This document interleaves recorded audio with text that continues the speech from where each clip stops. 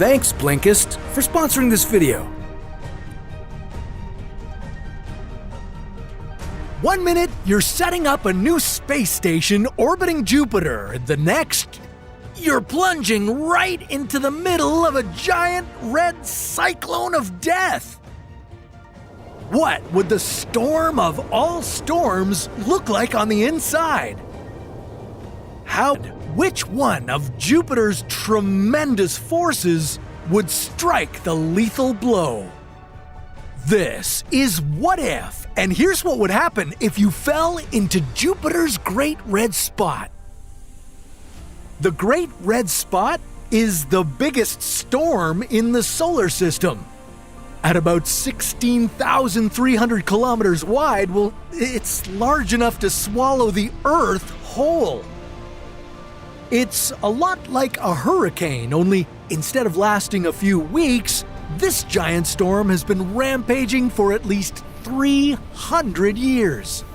And instead of forming from warm air, this monstrosity gets its energy from the dense atmosphere of Jupiter. Fueled by an abundance of the planet's hydrogen and helium, the Great Red Spot reaches 500 kilometers into its atmosphere. Oops, we should have built that space station a little further away. That's okay. I think you know we're not going to end this here. I'll tell you more in a minute, but first, hey, this year is about being the best version of you can be, and Blinkist is here to help. Blinkist is an app that gives you the core ideas from over 5,500 nonfiction books and podcasts in just 15 minutes. Not 5,500 in 15 minutes. You get the core ideas from one book in 15 minutes, but you have over 5,500 to choose from. And these aren't book reports, it's tremendous insight into some of the most mind-blowing content available. Plus, Blinkist offers an extraordinary audio experience as well. Right now, I'm listening to Alien Thinking, which lays out the 5 critical skills to help anyone innovate on demand. We here at What If know from experience that innovation is the key to success for any business. And since I'm a premium subscriber, I can use Blinkist Connect, which allows me to share my account with another team member, a friend, or whoever I want. That's 2 accounts for the price of 1. Get 25% off Blinkist Premium when you sign up today. Start your 7-day free trial by clicking the link below. The inspiration you need is just a click away, which is much closer than the red spot. Okay, well first, how on earth would you even get to Jupiter? Well, if you traveled light and followed the route of the Voyager spacecraft, you'd arrive on Jupiter in just under 600 days, but this journey wouldn't be as simple as just pointing yourself at what appears to be a very bright star in the night sky. Roaming the solar system in a spaceship is a little more complicated than that. You see, the Voyager never intended to land on Jupiter, only to pass it on the way to interstellar space. So if you followed Voyager's path, you'd whip right past your target. For this to work, you'd need to follow the lead of the Galileo spacecraft, launched in 1989. Just like Galileo, you'd swing by Venus and then back around Earth for a little gravity assist. This way, you'd have the right speed to park in Jupiter's orbit. Only the trip would now take you 6 years instead of 600 days. By the time you reached Jupiter's moon Europa, the planet would appear 22 times larger to you than a full moon did back on Earth. And you'd still need to get a little closer. Now you'd be mesmerized by the planet's swirls and stripes. These are colored red, brown, and white, thanks to the sunlight reflecting off massive clouds made of ammonia and ammonium sulfide.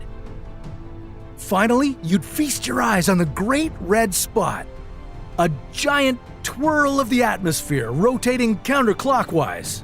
It looks a lot bigger than you could imagine. But before you even begin your descent into the Great Red Unknown, your life would already be in grave danger. Jupiter's powerful magnetic field would shower you with intense radiation. I mean, luckily, you'd be equipped with a highly advanced protective suit, but it wouldn't be able to protect you from everything. As you approached the storm, you'd realize that you made a big mistake in your mission prep. Your plan was to build your space station at the same altitude as the International Space Station, 400 kilometers into Jupiter's atmosphere. Yeah, except this storm is as deep as 40 Mariana Trenches. So it would swallow you up before you could finish your project.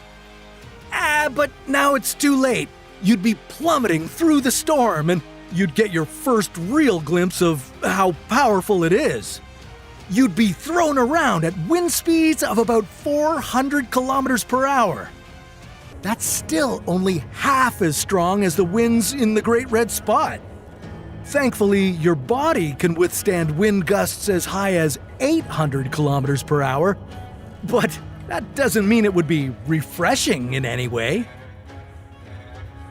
Without the protective face gear, your skin would look as if it was melting straight off of your face. So make sure to hold on to that helmet tight. Not that you'd be able to do much else besides staying on a violent downward trajectory at this point. As you were falling into Jupiter, you'd see how clouds around you would change. First, you'd get a real close-up view of those ammonia and ammonium sulfide clouds you were mesmerized by before. Then you'd pass through clouds made of water, just like the ones on Earth. The temperature and pressure all around you would be changing too. Sadly, none of this would be comfortable for you, especially not at the same time. Where the atmospheric pressure is similar to that of sea level back on Earth, it would be a very chilly minus 110 degrees Celsius. And where the temperature was bearable, the pressure would be 8 times greater than what it was back on Earth.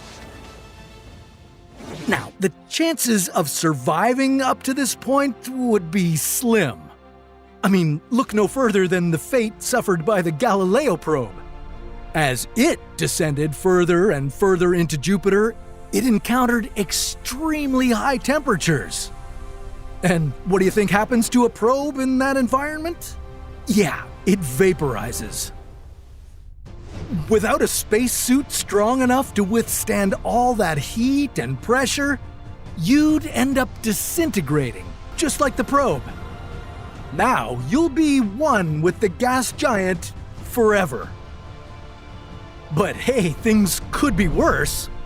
I mean, you could have fallen into a black hole.